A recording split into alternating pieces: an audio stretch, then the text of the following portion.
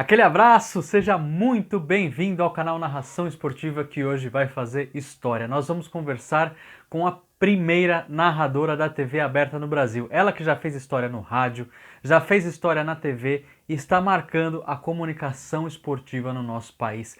Isabelle Moraes, solta a voz aí pra gente.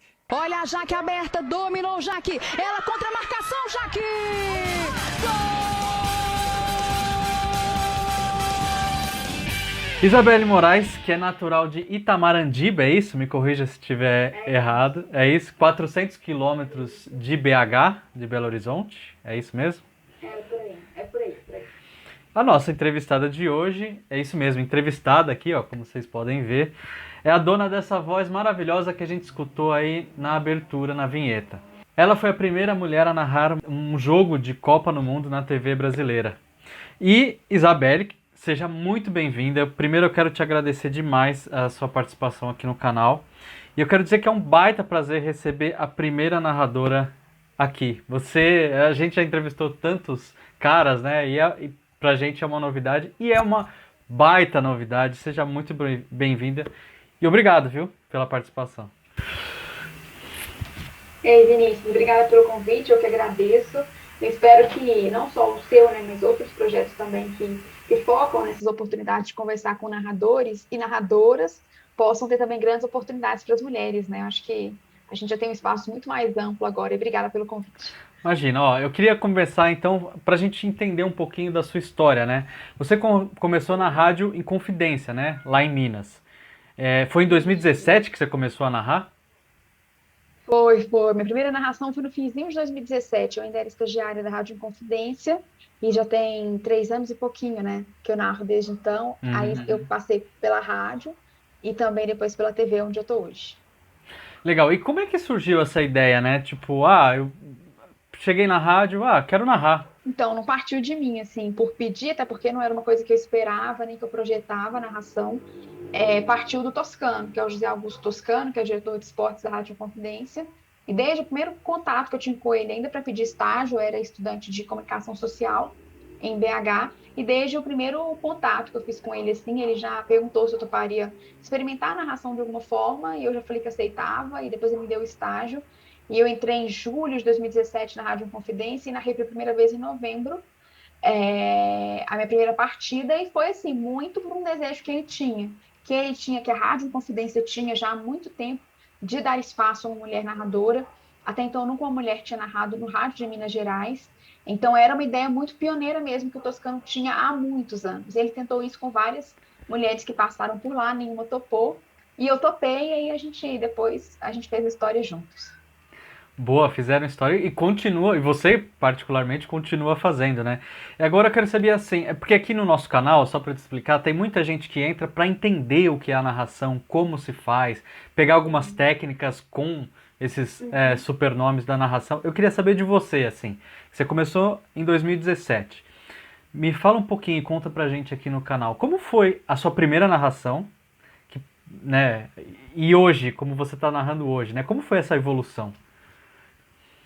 Eu falo, Vinícius, assim, que são duas pessoas totalmente diferentes, sabe? Daquela primeira narração para de agora.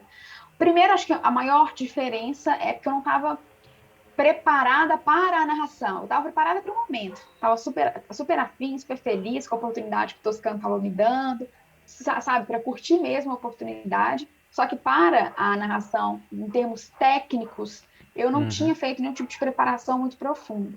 Eu tinha feito uns testes, assim, eu mesma, narrando uns lances em casa. Até na rádio com o Toscano eu tinha feito alguns lances, muito por alto, assim. Eu não tinha feito nada, nenhum curso, nenhum preparo mais profundo para narração. E eu fiz. Então, até minha voz, assim, eu brinco que eu não gosto da minha primeira narração, eu não gosto, mas eu sei que ela foi muito importante, sabe? Sem Uhum. ela, eu não teria dado os passos que eu dei. Então, ela foi ali meu alicerce, né?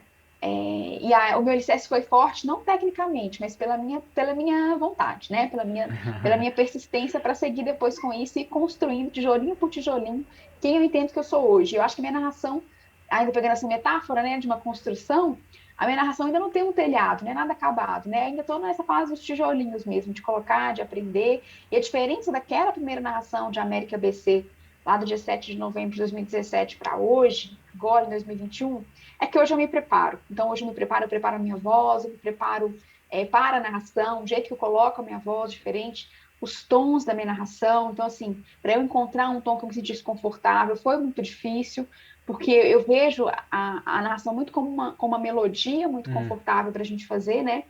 E para encontrar foi difícil. Eu só encontrei o meu tom mais confortável durante a Copa de 2018, durante a preparação, e foi quando eu tive um processo já com fonoaudióloga. Então, já, assim, tecnicamente, eu evolui muito de lá para cá. Então, de trabalho de voz, então hoje eu trabalho muito minha voz com auxílio de fono, né?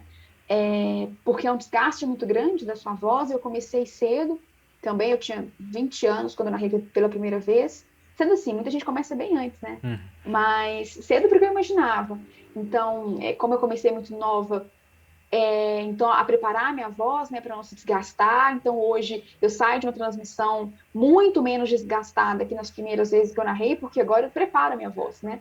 Então, tem um preparo técnico, até preparar as informações para o jogo. Eu estou cada vez mais madura para entender o que eu tenho que levar de informação para a transmissão, o que cabe, o que não cabe, o que é importante levar, enfim. Eu me sinto muito mais segura para fazer, especialmente pelo trabalho de voz que eu fiz ao longo do tempo também e pela forma como eu entendi o meu lugar mais confortável para narrar, sabe?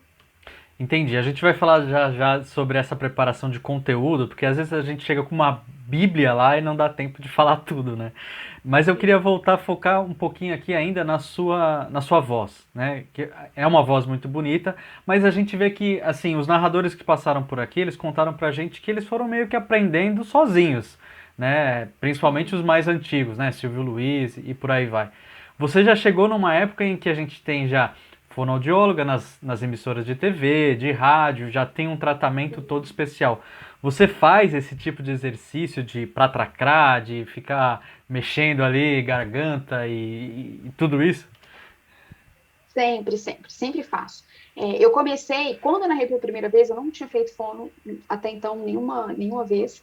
Eu tive contato pela primeira vez com fono no processo da Copa, que foi com as fonoaudiólogas dos canais Fox Sports. E foi incrível, assim, porque elas me ajudaram a pensar minha voz, sabe? E não só abrir o microfone e narrar, falar. Mas é diferente. Quando você falar é muito bom, falar é muito gostoso, né? Só que quando você fala com preparo, é muito melhor, né? Você se sente muito mais seguro. Então, depois daquela minha experiência com as fonos, eu trouxe essa experiência, levei essa experiência para Belo Horizonte, porque eu voltei a transmitir no rádio. Então, eu fiquei até 2019, até um ano depois da Copa, transmitindo regularmente no rádio, quarto domingo, além da rotina de trabalhar na rádio mesmo, que eu trabalhava na Inconfidência, com reportagens, enfim, com programas que eu apresentava.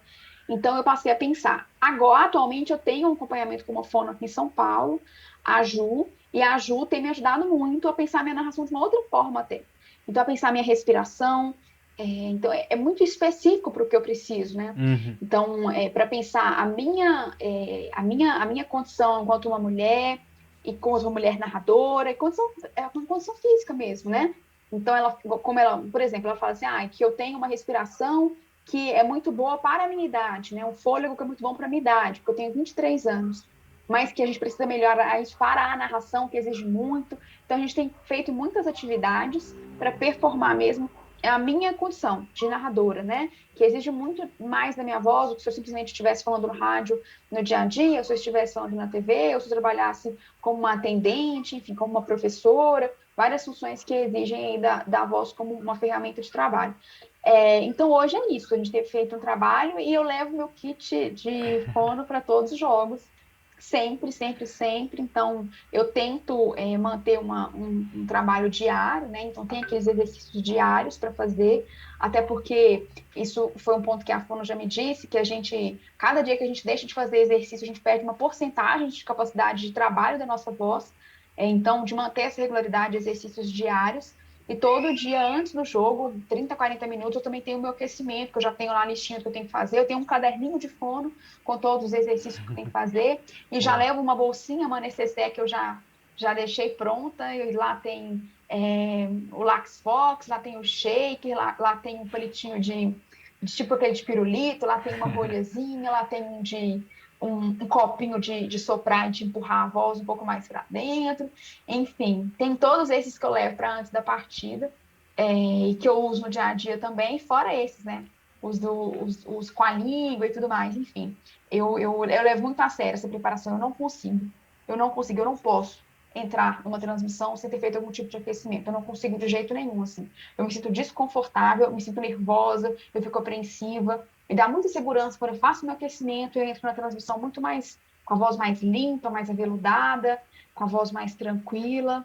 E aí, tá gostando do nosso bate-papo? Então se inscreva aqui no canal, deixe o seu like, ative o sininho das notificações aí, badala o sino para sempre saber quando tiver entrevista nova aqui no canal. A gente vai conversar mais ainda com Isabelle Moraes na semana que vem e eu te aguardo.